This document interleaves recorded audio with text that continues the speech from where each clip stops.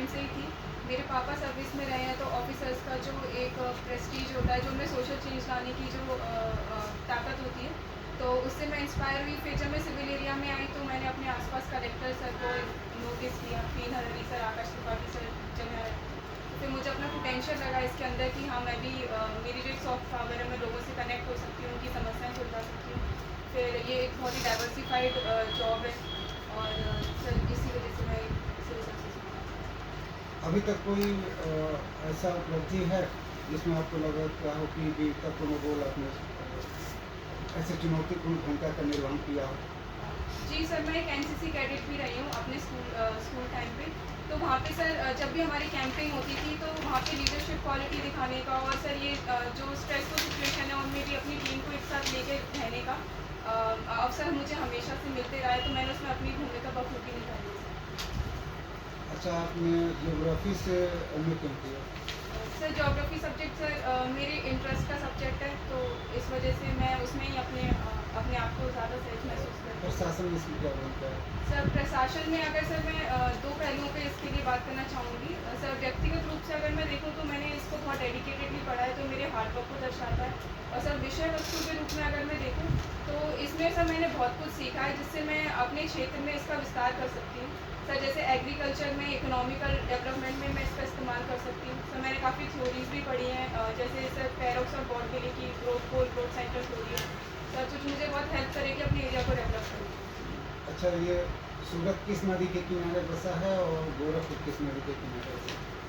Sorry sir, अभी मैं इसे रिकॉर्ड नहीं कर सूरत राप्ती, सूरत ताप्ती और गोरखपुर राप्ती नदी के किनारे। एमपी में कितने डिस्ट्रिक्ट है प्रेजेंट?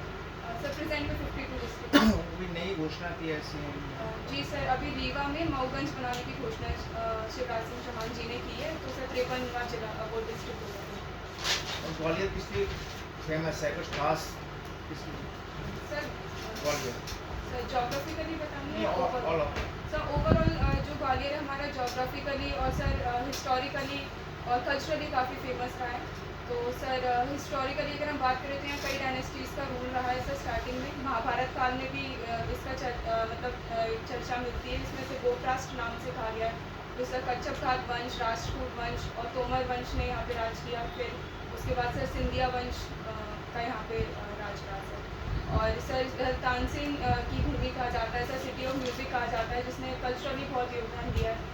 और सर उसके अलावा इसका जो टूरिज़्म है उसमें बहुत सारे सर हमारे यहाँ फोर्ट है, जिसे जिब्राल्टर ऑफ द ईस्ट कहा जाता है, James of in the stone कहा जाता है सर। बाबर ने कहा था इस किले के बारे में। और सर जयविलास पैलेस है, बैजा ताल है सर। तो सर टूरिज़्म के लिए भी काफ़ी इम्पोर्टेंट है। और अच्छा, आप बिहारी संगीत सुनना है, किस तरह के संगीत सुनते हैं? सर मैं नॉर्मल जो कंटेम्प्रेरी म्यूज़िक होता है, बॉलीवुड म्यूज़िक यूज़ करती हूँ। जैसे सर जैसे सर मैं ए आर रहमान जी को सुन लेती हूँ, श्रेया घोषाल नाम की। अच्छा, ये आर रहमान के कौन से सॉन्ग है जिस पर उनको कोई बहुत बड़ा पुरस्कार मिला था? जी सर, उन्हें ऑस्कर से सम्मानित किया गया था। स्लमडॉग मिलियनेयर का गाना था सर, जय हो उसके लिए। Name some of the tiger reserves of Madhya Pradesh. और भी गाने Few tiger reserves. But how many are there? Sir sorry sir, exact number याद नहीं। जैसे कान्हा टाइगर रिजर्व है, पन्ना टाइगर रिजर्व है, और सर बांधवगढ़ टाइगर रिजर्व है। अच्छा, जो ये पॉपुलेशन है इंडिया अभी रिसेंटली भी surpass China in the highest number of. So आपको पॉपुलेशन एक गुण लगता है या कर्ज लगता है हमारे देश के लिए? सर इसके दोनों पहलू हैं सर, बून भी है, और सर अगर अच्छे से मैनेज ना हो तो सर एक कर्ज भी है sir. Boon in the sense sir एक डेमोग्राफिक डिविडेंड देता है हमें, ये बहुत बड़ा। तो सर इसलिए, और सर एक ह्यूमन रिसोर्स की हमारे पास बहुतायत है जो कि यंग है। अगर उसका तो सर अगर उसका हम प्रॉपर यूटिलाइजेशन करें तो ये बून है। और सर अगर वो अनस्किल्ड रह जाएगा तो सर कहीं ना कहीं बेन है, क्योंकि वो पॉवर्टी और अनएम्प्लॉयमेंट को जनरेट करेगा। तो सर इम्प्लीमेंटेशन के ऊपर है कि हम इसे किस तरीके से इसको यूज़ करते हैं। इंडिया का टोटल जो इंडिया का जो एरिया जोग्राफिकल एरिया है वो वर्ल्ड का 2.4% है। जी सर। पॉपुलेशन कितनी है वर्ल्ड की India? Sir approx 17%। 17%. So how can 2.4% accommodate 17%? Land area resources तो हमारे पास कमी है, लैंड और एक पॉपुलेशन ज़्यादा है, तो how do you see this?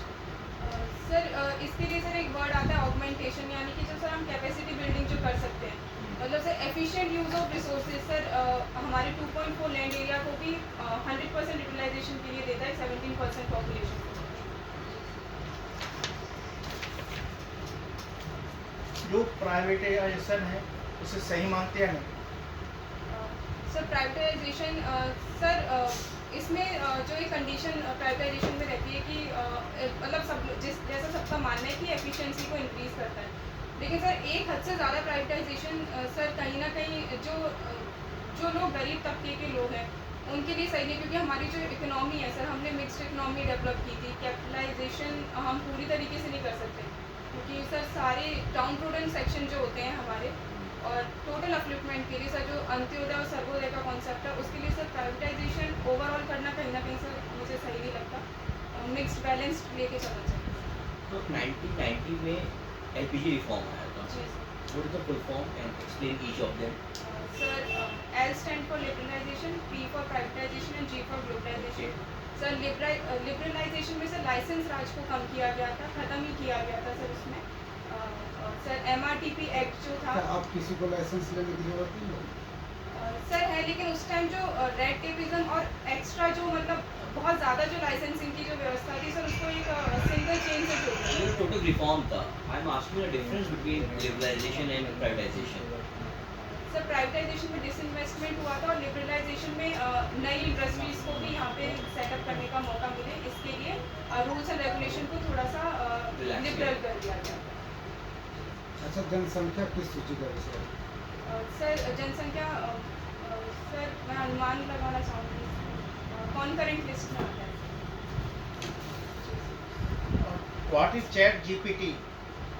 Sir chat GPT sir एक चैटबॉट सिस्टम जो ओपन एआई ने डेवलप किया है सर, वो है जिस पे हम अपने क्वेश्चंस के आंसर ढूंढ सकते हैं। Is it a threat to the mankind? It will eat all the employment and it will leave hundreds of बहुत से लोग unemployed हो जाएंगे। आपको क्या लगता है, क्या इसे बैन करना चाहिए, इसको अलाउ करना चाहिए? सर जहाँ तक मुझे लगता है, एक आर्टिफिशियल इंटेलिजेंस अभी एक ह्यूमन की तुलना नहीं कर सकता सर। जो एक सेंसिटिविटी मतलब उसकी नॉलेज है, लेकिन वो उसे एकदम करेक्ट करके उस पर भरोसा नहीं किया जा सकता आज के दौर में। तो ह्यूमंस की नीड तो रहेगी, चाहे हम चैट जीपीटी को इस्तेमाल करें, लेकिन उसका रेशनलाइजेशन जो एक प्रोसेस रहती है उसके लिए ह्यूमंस की ज़रूरत पड़ेगी। तो उसे अलाउ करना चाहिए। सर अलाउ करना चाहिए, लेकिन उस पर ब्लाइंडली ट्रस्ट भी नहीं करना चाहिए सर। उसे sir check and balance sir रहना चाहिए उसकी मतलब हम उसको ब्लाइंडली ट्रस्ट ना करें और अपने रेशनल के अकॉर्डिंग एक बार चेक करके फिर उसके अकॉर्डिंग डिसीजन। अच्छा, पुलिस कस्टडी में और जुडिशियल कस्टडी में क्या अंतर है? सॉरी सर, ये मैं रिकॉर्ड नहीं कर पा रही। How many states MP share boundary with? Sorry sir. What are the world heritage state from MP? World heritage site sir, Sites. Sir 3 sites हैं एमपी में सर, भीमबेटका केव, सांची स्तूप और Khajuraho temple. Total Lok Sabha seats और Rajya Sabha seats कितनी है मध्य प्रदेश की?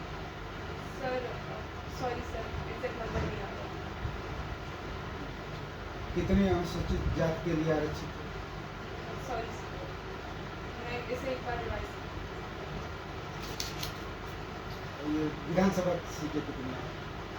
230 है sir. उसमें से कितना एसटी के लिए, कितना एससी के लिए? सॉरी सर, सर मैं अनुमान लगाऊंगी तो सर 27 एंड 11 करके 27 फॉर एससी, 11 फॉर एसटी। अच्छा, आप आरक्षण कैटेगरी में आते हो कि जनरल कैटेगरी में? सर ईडब्ल्यूएस कैटेगरी से। ईडब्ल्यूएस। आपको ईडब्ल्यूएस में जो आपको आर्थिक सुविधा दी गई है, जी उसका उल्लेख भारतीय संविधान के किस अनुच्छेद में है? सर आर्टिकल 15(6) और आर्टिकल 16(6) सब क्लॉज। 15(6) 15(6) में क्या प्रावधान है?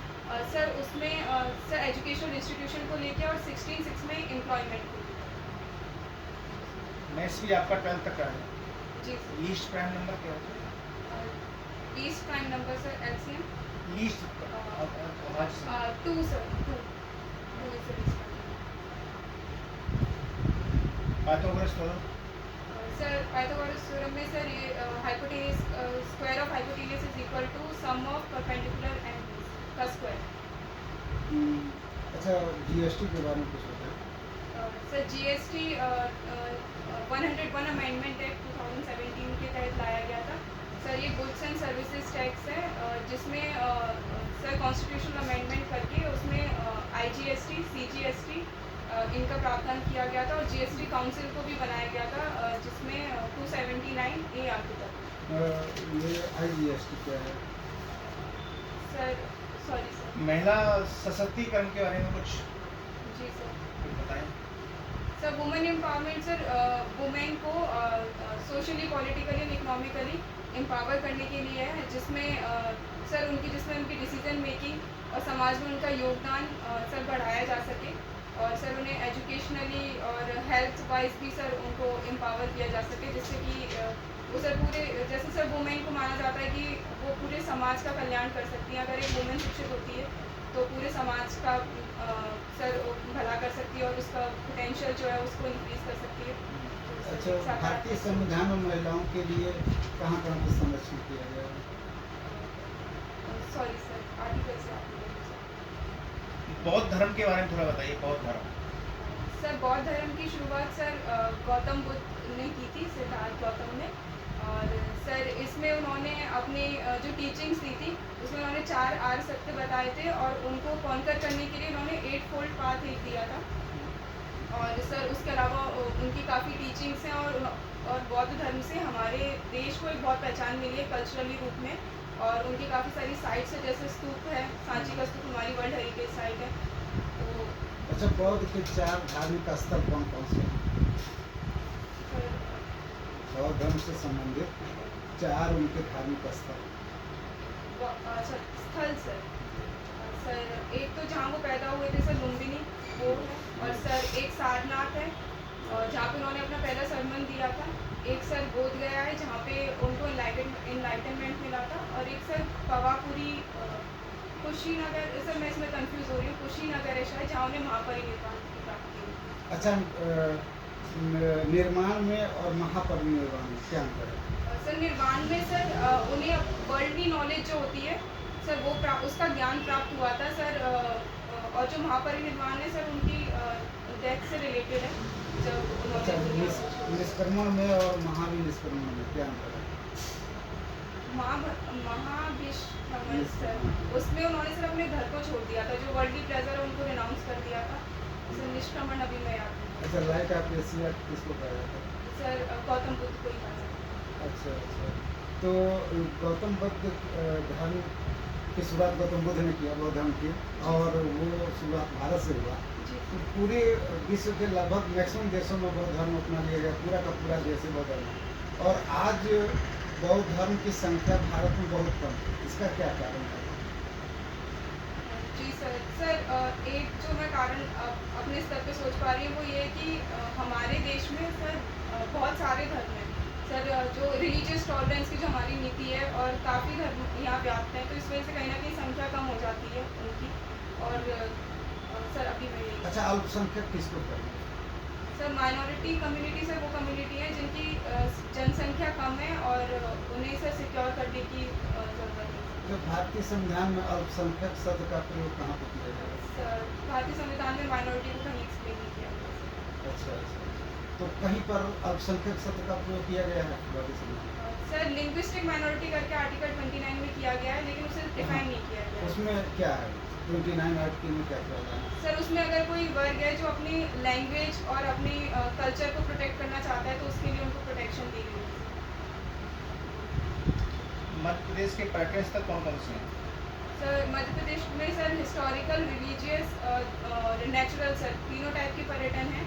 और सर जैसे हिस्टोरिकल में हम देखें तो सर फोर्ट्स हैं, ग्वालियर में ग्वालियर का फोर्ट है, जैसे सर जयविलास पैलेस है। और फिर मांडू में देखा जाए तो सर हिंडोला महल है, जहाज महल है। और उसके अलावा सर कल्चरल साइट्स में और रिलीजियस साइट में देखा जाए तो सर बुद्धिस्ट साइट है, जैन साइट है सर, बावन गजा का मंदिर है। और सर हिंदू रिलीजन से भी साइट है। और नेचुरल में सर हमारे पास फॉरेस्ट एरिया बहुत ज़्यादा है, तो tiger reserve, national park, sir ये जंगल सफारी वगैरह जहाँ पे हम कर सकते हैं। अच्छा, परमार भारतीय इतिहास में ये परमार वंश भी रहा है क्या? जी सर। अच्छा अच्छा, इस परमार वंश की शुरुआत किसने की थी? सर उपेंद्र कृष्ण राज ने इसकी शुरुआत की सही, थी। इनका कहाँ पे राज्य क्षेत्र कहाँ? सर धार नगरी में इन्होंने अपनी कैपिटल बनाई थी, तो मालवा एरिया जो है वहाँ पे होता है। आपके नाम का मीनिंग क्या है ऋतु? सर ऋतु का मतलब सर मौसम से है, सीजन्स, और सर एक पीरियड ऑफ टाइम। एक बहुत जो मैथ्स का भी आपके पास रहा है 12th, है ना? जी। तो एक बताइए, बहुत छोटा सिंपल है, जैसे नंबर को काउंट करके 1 2 3 इसमें 2 कितने टाइम्स आते हैं? Sorry sir. सिंपल 4 2 12 22 हाँ सर, ये कितने टाइम्स सर मैं काउंट कर सकती हूँ। कर सकते हैं?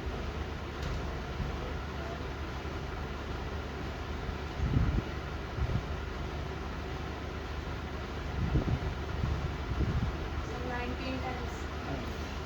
Sorry sir. 20 टाइम्स, 22 में 2 टाइम्स है। हाँ sir, I miss that. Sorry sir.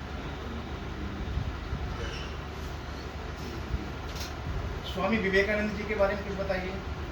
Sir Swami Vivekananda जी जो हम देखते हैं सर पेट्रियाटिज्म के उनको एज अ फिगर देखा जाता है, और सर इनका मूल नाम नरेंद्रनाथ दत्त था। सर वेस्ट बंगाल से ये अपना उनका ओरिजिन है, मतलब उनका बर्थ प्लेस है, और इन्होंने रामकृष्ण मिशन की शुरुआत की थी।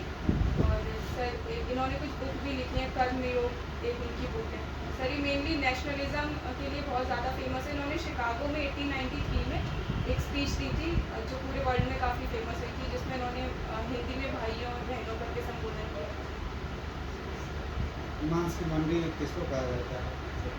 यूएसए में मांस की मंडी किसको कहा जाता है? Sorry Chicago. Physics chemistry maths में कौन से किस पर ज़्यादा कमांड है आपको, favourite subject? Physics chemistry maths में सर मैं केमिस्ट्री में ज़्यादा सहज थी, but organic inorganic physical chemistry किसका है? इनऑर्गेनिक्स।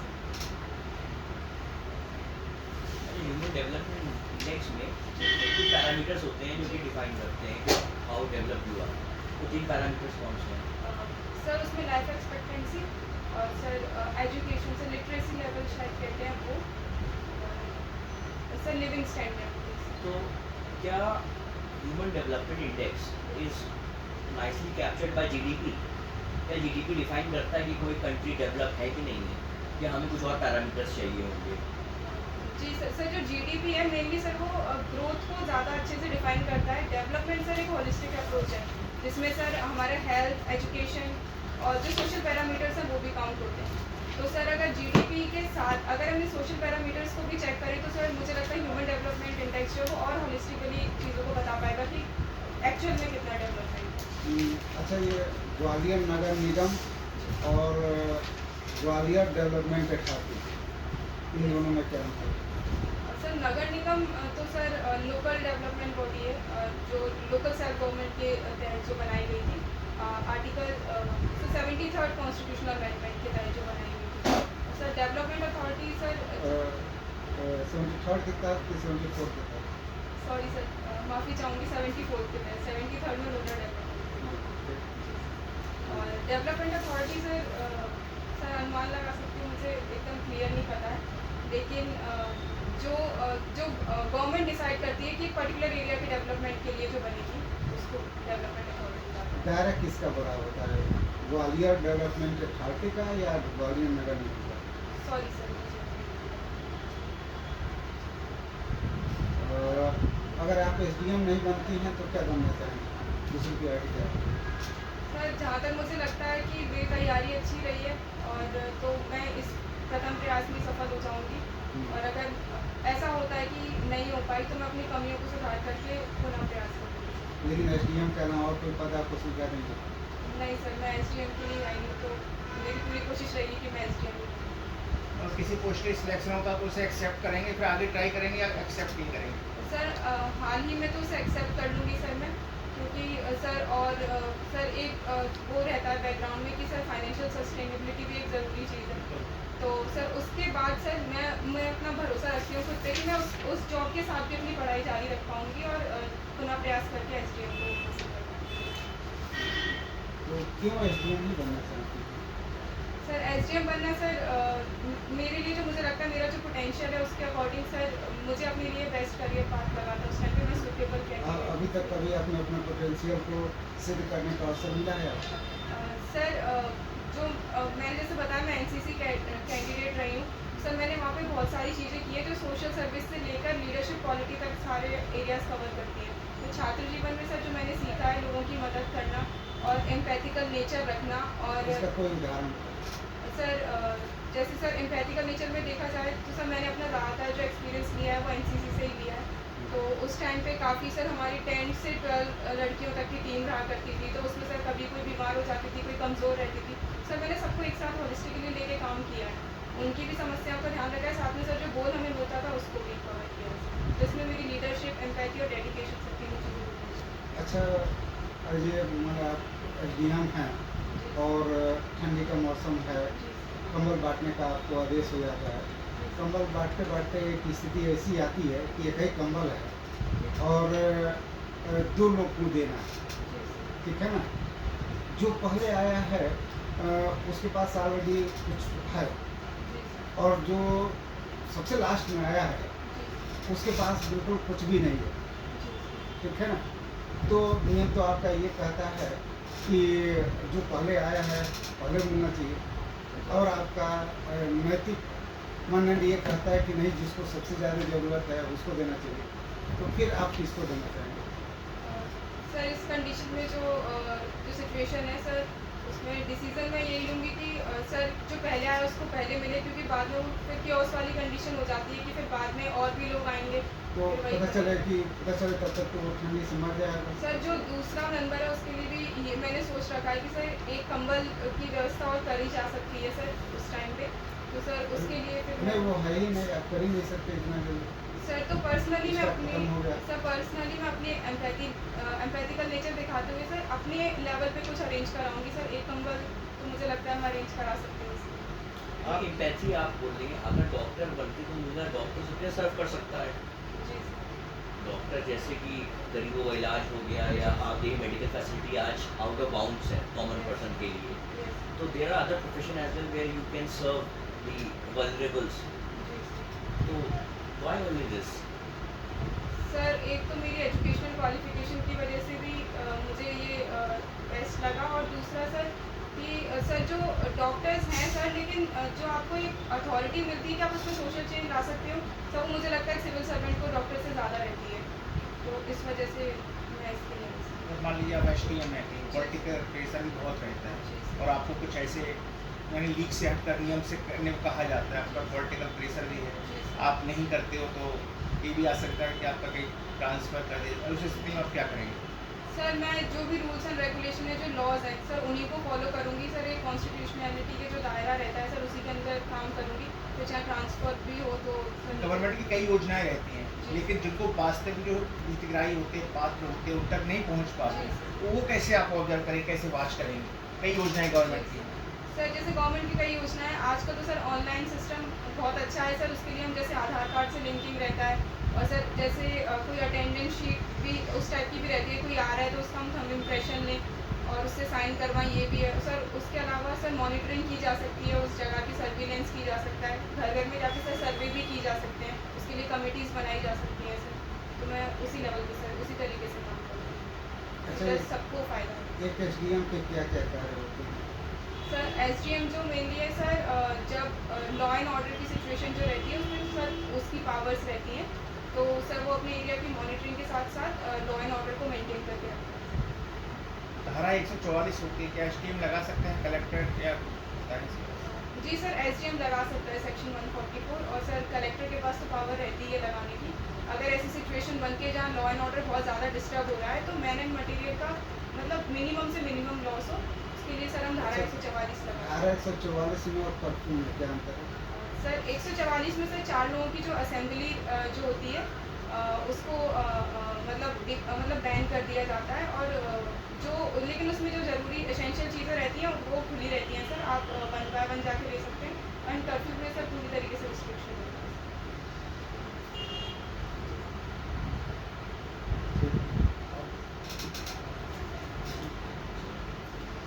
और कुछ अपने फैमिली बैकग्राउंड के बारे में बताएंगे जरा? सर फैमिली बैकग्राउंड में सर जो मेरे फादर हैं सर वो जूनियर इंस्ट्रक्टर हैं ITI कॉलेज में, और मेरी मदर होम मेकर है सर। तो क्या आप उसमें आते हैं करीबी में आर्थिक रूप से कमजोर? नर्सरी में सर हम आते हैं। गवर्नमेंट सर्विस में आपको पता हाँ गवर्नमेंट सर्विस में है सर, लेकिन जो इनकम का जो क्राइटेरिया है सर 8 लाख जो है उसके अकॉर्डिंग, और सर जो प्रॉपर्टी का क्राइटेरिया है उसके अकॉर्डिंग सर मैं आती अच्छा, क्या क्या क्राइटेरिया है EWS में कौन कौन है? सर EWS में जिनकी 8 लाख से कम इनकम है वो, और उसके अलावा सर 1000 स्क्वायर फीट के बड़ा फ्लैट नहीं होना चाहिए वो, और सर 5 एकड़ से कम भूमि नहीं होनी चाहिए। और सर राज्य प्रशासन का, क्योंकि इसमें राज्य प्रशासन का बनता है